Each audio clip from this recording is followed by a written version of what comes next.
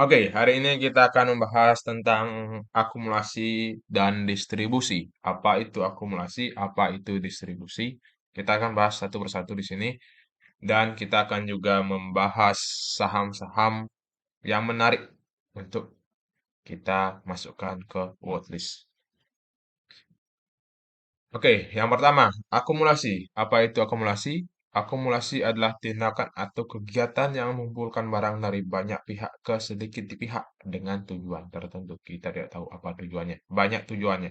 Ya, kalau di saham bisa saja terjadi buyback saham atau ada aksi korporasi sehingga banyak pihak tertarik terhadap barang itu.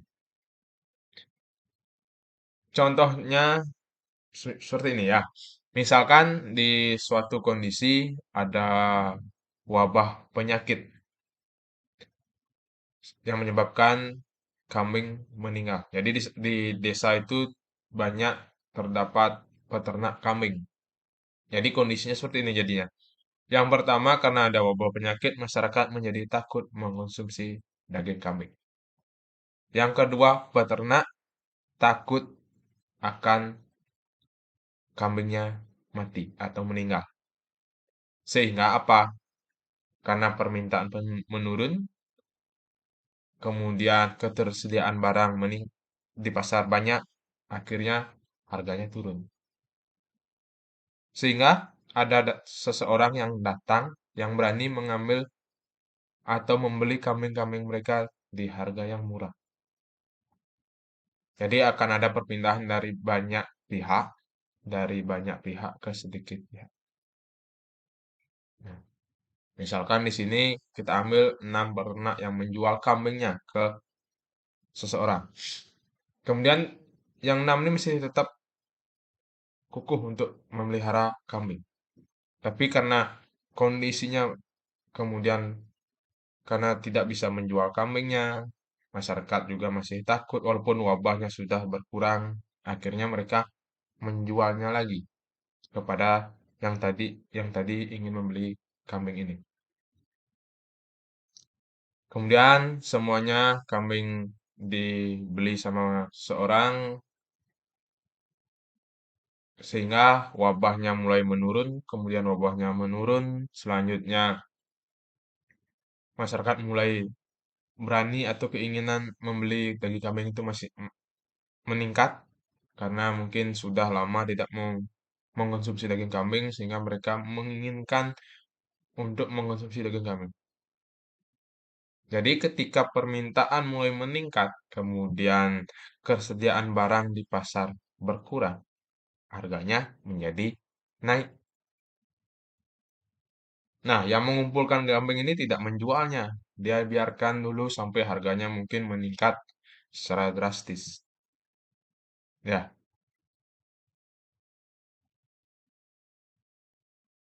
nah setelah itu mulailah banyak tertarik. Mulailah banyak tertarik untuk memelihara kambing lagi. Kenapa? Karena masyarakat percaya ini, wah, daging daging kambing terus meningkat nih harganya. Bisa menjadi peluang bisnis nih, menjadi peluang investasi. Akhirnya banyak yang tertarik. Itulah keinginan biasanya mengapa seorang melakukan akumulasi. Ya, kalau kita bandingkan di saham sama, ketika seorang yang mengetahui bahwa secara fundamental, secara value ini sahamnya bagus, kemudian tapi masyarakat takut membelinya, ada beberapa orang yang akhirnya mengakumulasi saham-saham ini. Ketika keluar laporan keuangan dan ternyata benar itu laporannya bagus, labanya meningkat pesat. Akhirnya apa? Akhirnya banyak orang yang tertarik dengan saham ini. Ketika harganya sudah naik, barulah mereka biasanya untuk menjual sahamnya. Itu salah satu tujuan dari akumulasi. Masih banyak tujuan lain kenapa terjadi akumulasi dan distribusi barang. Oke, setelah ini kita akan pelajari apa sih itu distribusi, akumulasi. Distribusi adalah kebalikan dari akumulasi. Nah, jadi distribusi itu adalah tindakan atau kegiatan yang memindahkan barang dari sedikit pihak ke banyak pihak. Jadi kita ambil contoh lagi sekarang. Sekarang karena harganya sudah mulai meningkat dan meningkat drastis, permintaan mulai banyak. Akhirnya, seorang tadi yang mengumpulkan kambingnya di masa lampau atau masa lalu mendistribusikan kambingnya ke banyak orang. Nah, jadi dia ada perpindahan nih. Karena harganya meningkat. Akhirnya apa? Akhirnya di desa itu sudah banyak memelihara kambing. Jadi karena masyarakatnya sudah sering makan kambing, otomatis permintaannya berkurang. Karena permintaan berkurang dan eh, ketersediaan daging kambing di pasar itu banyak, harganya turun. Inilah inilah pentingnya kita memahami alur distribusi dan akumulasi saat kita nanti mungkin di dunia nyata ataupun di pasar saham atau di bursa saham. Setelah ini kita akan bahas apa. Nah, ini contohnya, contoh akumulasi dan distribusi. Misalkan penggerbekan dua gudang tertimbun 21 ton minyak goreng di Kalsel. Jadi tujuannya mungkin agar harga minyak goreng meningkat lagi sehingga ditimbun di suatu harga tertentu akhirnya akan didistribusikan lagi. Tapi sudah keduluan ketahuan.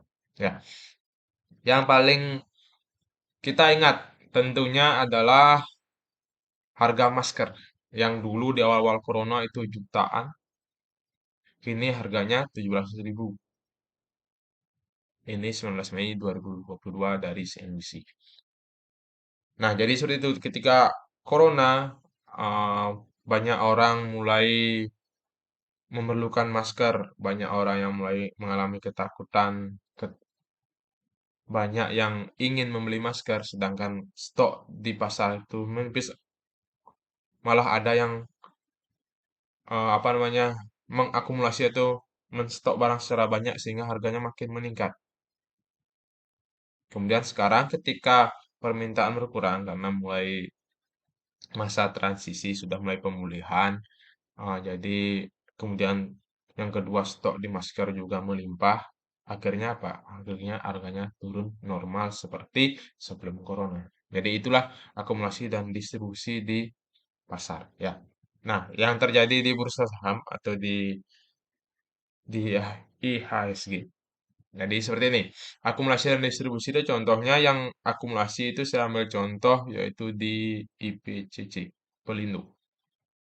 Jadi seperti yang tadi kita bahas bahwa akumulasi adalah perpindahan barang dari banyak pihak ke sedikit pihak.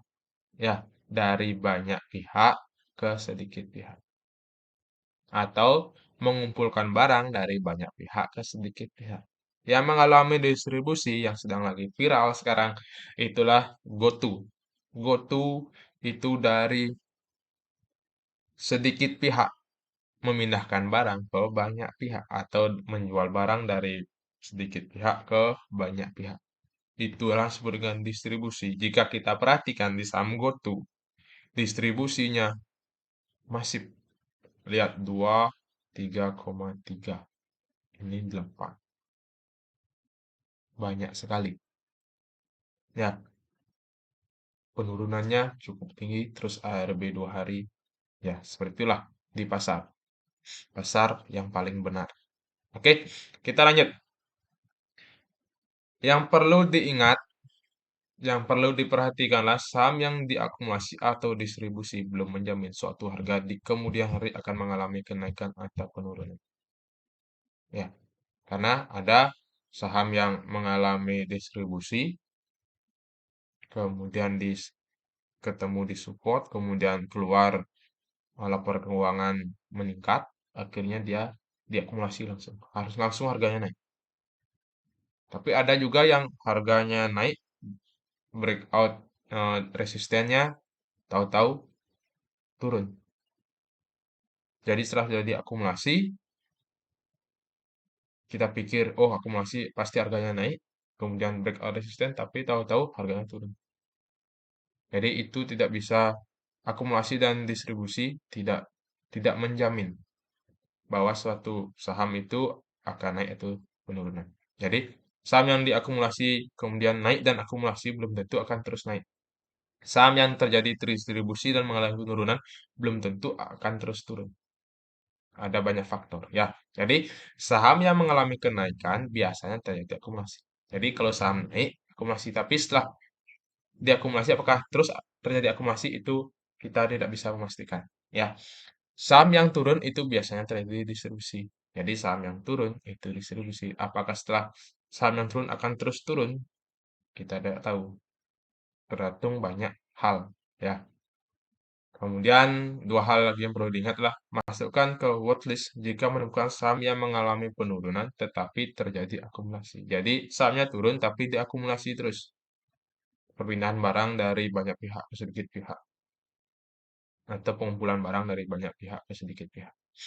Nah, terjadilah itu yang perlu kita perhatikan. Silakan dicari, kenapa ini terjadi akumulasi? Apa yang menyebabkan? Apakah ada aksi korporasi di belakangnya atau terjadi hal apa? Sehingga banyak orang sedikit orang tertarik dengan saham ini atau mereka melakukan akumulasi.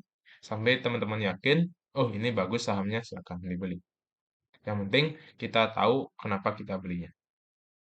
Ya, yang terakhir, banyak faktor di bursa saham yang menyebabkan kenaikan atau penurunan saham. Itu yang perlu diingat. Tidak hanya terjadi akumulasi dan distribusi, terjadinya akumulasi dan distribusi itu lebih disebabkan oleh faktor di belakangnya. Bisa saja laporan keuangan, aksi korporasi, atau hal lainnya.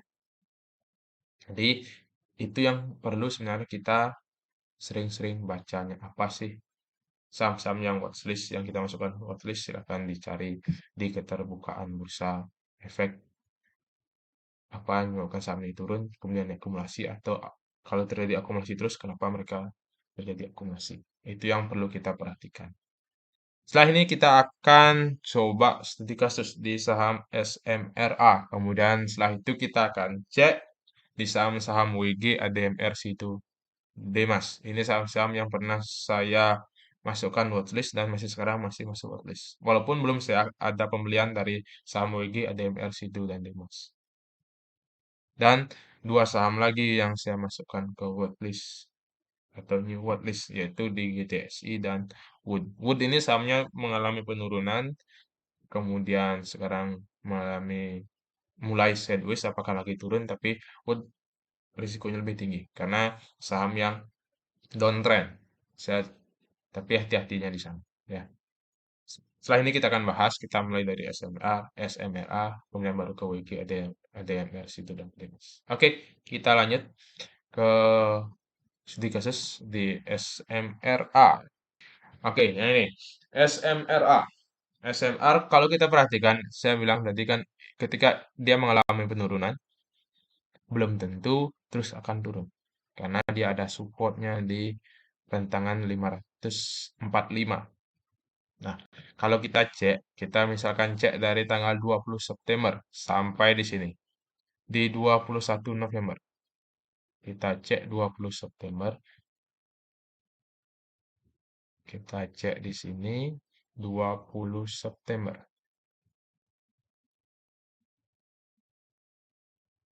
21 September, kemudian sampai 21 November.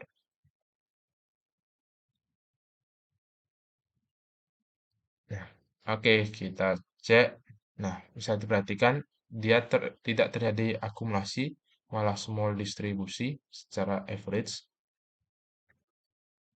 Kemudian kalau kita cek lagi di tanggal ini ya, 20 September sampai 14 Oktober. 14 Oktober.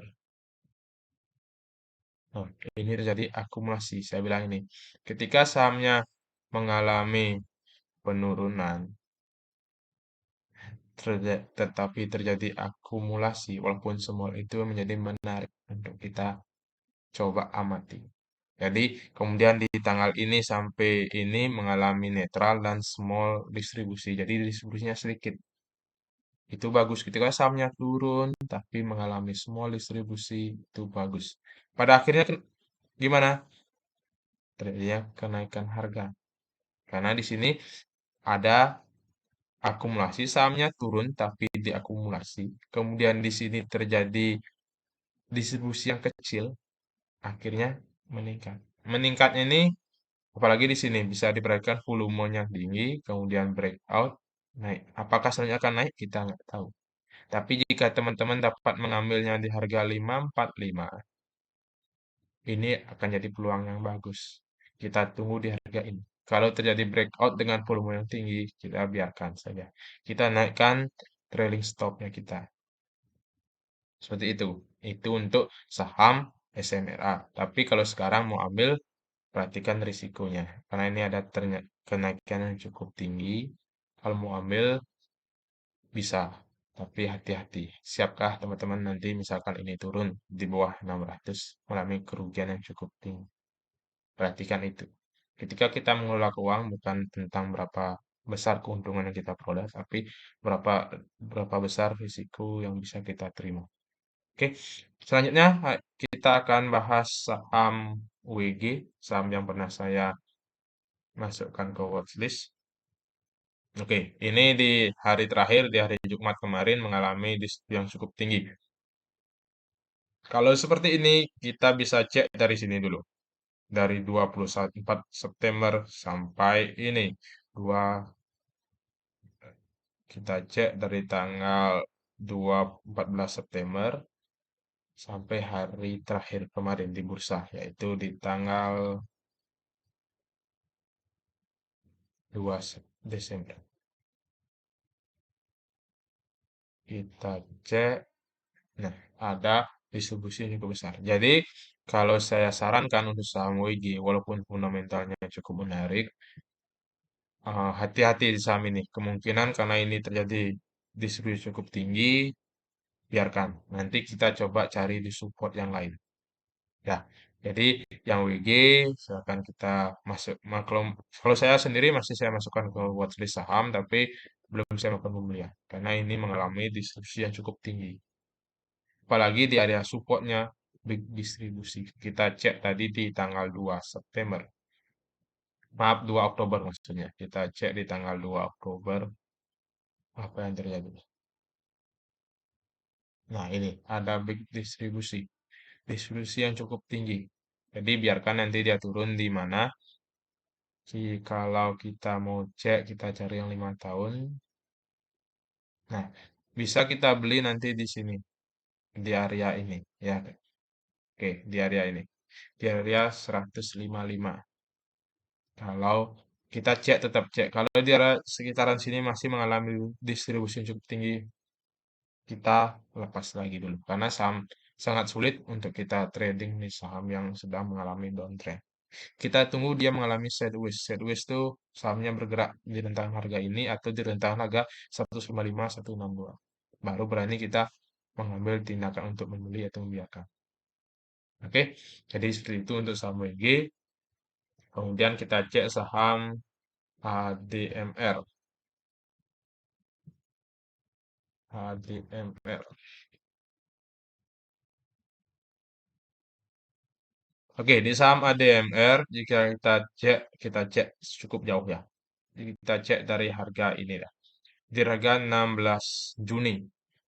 Dari harga 16 Juni sampai sekarang 16 Juni. Oke, 16 Juni. Nah, ini top satunya mengalami netral tapi secara keseluruhan mengalami big distribusi. Jadi, kalau sahamnya seperti ini, kita masukkan watchlist saja karena ini sahamnya mengalami sideways. Bisa kita perhatikan di rentangan harga 100 1.500 sampai 1.935. Sempat mengalami breakout, ini yang saya bilang, ini terjadi akumulasi naik, tapi breakout, tapi dia akhirnya turun. Ya, kita tunggu. Ini kalau kita perhatikan di tiga ini mengalami distribusi yang cukup tinggi. Kemudian dia naik. Apakah naik lagi? Kita nggak tahu.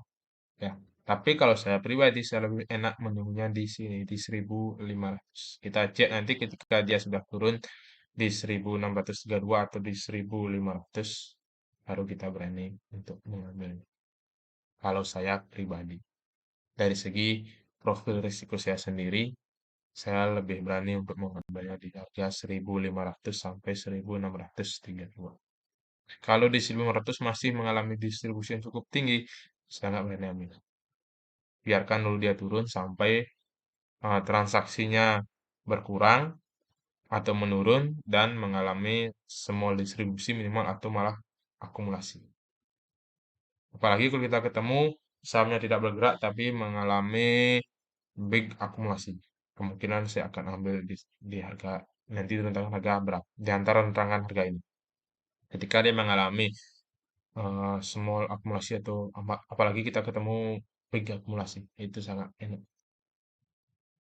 Oke, kita lanjut setelah DMR itu ada saham Demas. Ya, kita cek saham Demas. Oke, kita cek di ini. Demas.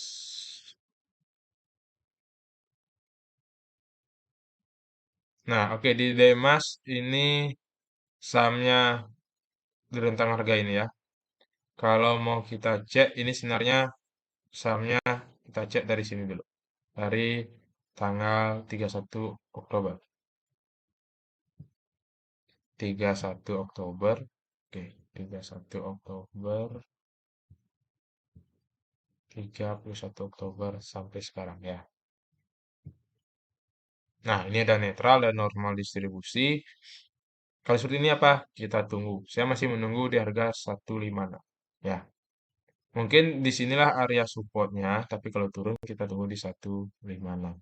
Ini cukup menarik. Apalagi kalau kita perhatikan dari segi volume transaksinya mulai menurun. Jadi kita tunggu aja. Yang penting sabar ya. Kita tunggu di 156 jika tembus atau mungkin paling enak di 158. Walaupun kalau mau ambil di sini, mungkin misalkan kita mau ambil ini di 100 lot, mungkin ambil dulu di 10 lot. Ya, baru kita ambil nanti sisanya di harga ini, cicil harga ini sampai di harga 156. Karena ini normal distribusi, tapi kalau ketemu big akumulasi sih bagus. Tapi karena ini masih distribusi, kalau mau ambil pun ambil di volume yang kecil. Anggap saja kita sambil memantau sahamnya, kalaupun mengalami kerugian, kerugiannya pun tidak terlalu besar jadinya. Kalau saya sendiri, saya belum ambil saham ini, saya menunggunya di 156. Dengan syarat terjadi minimal small akumulasi atau apalagi ketemu big akumulasi. Oke, kita lanjut habis ini saham Sido. Nah, saham Sido ini terjadi akumulasi big akumulasi. Nah, ini bagus sahamnya. Kalau dari segi apa namanya 31 itu ada di sini berarti. Oke. Ini terjadi dari sini sampai ini mengalami big akumulasi. Ya, kalau kita perhatikan di sini dari tanggal 2 Agustus sampai 17 Oktober. Kita coba cek. 2 Agustus sampai 17 Oktober. 2 Agustus sampai 17 Oktober dia mengalami apa? Nah, ini di rentangan ini sampai ini mengalami netral, normal distribusi dan big distribusi. Tapi akhirnya mana? Akhirnya naik. Kalau kita perhatikan lagi, mungkin kita cek dari sini, dari 11 Oktober apa yang terjadi ya. 11 Oktober. Nah, ini saya perhatikan kita tidak pernah tahu. Dari 11 Oktober ini mengalami big distribusi. Tapi akhirnya naik, naik, naik, naik kan sampai di harga ini. Ini saya yakin mengalami akumulasi 18 Oktober sampai sekarang. Kalau kita cek di 18 Oktober, 18 Oktober sampai 2 Desember.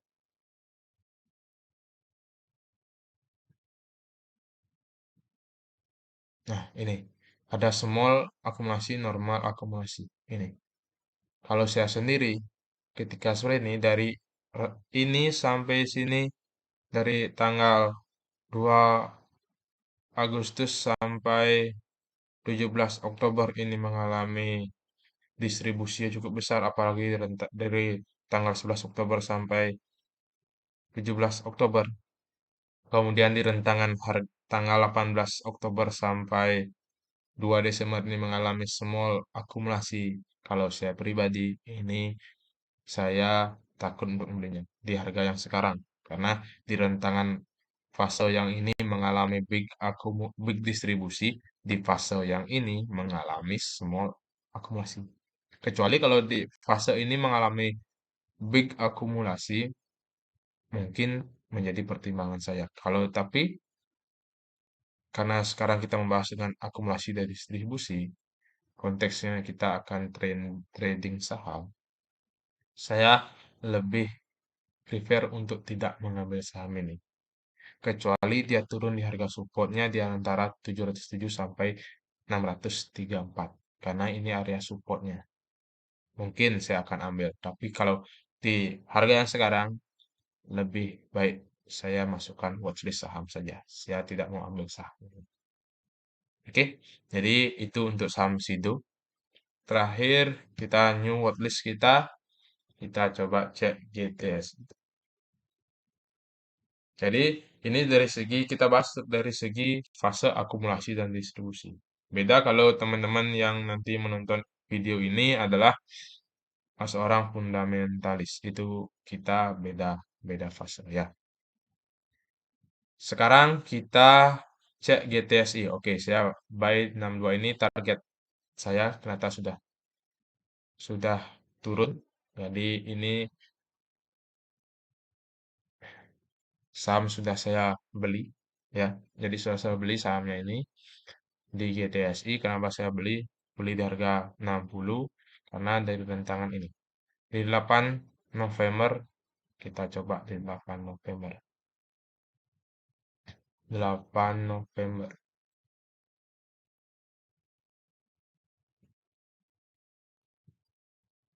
Nah, ini yang menyebabkan saya akhirnya membeli saham ini karena mengalami big akumulasi dari 8 November sampai 2 Desember.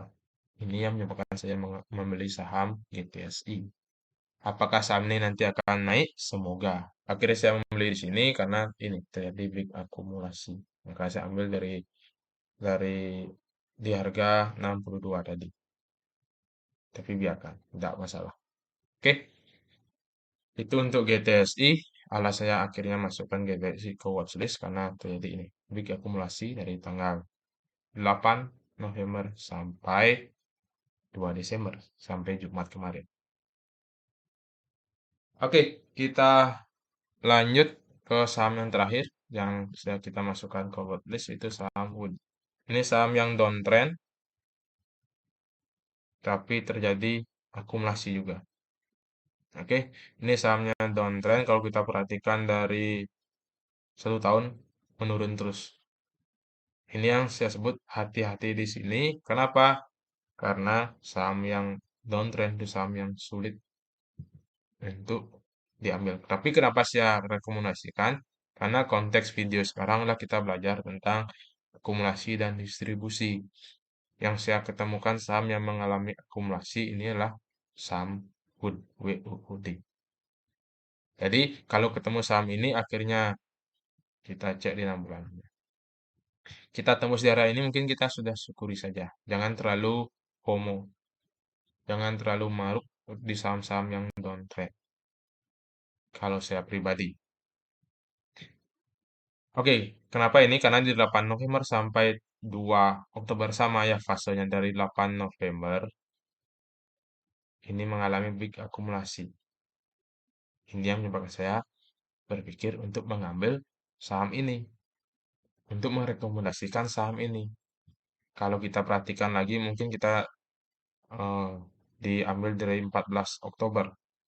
Ya, kita ambil dari 14 Oktober. 14 Oktober apa yang terjadi? Mungkin nah ini big distribusi. Jadi di sini kalau kita lihat di fase yang ini sebelum 8 November berarti di 7 November cek 7 November.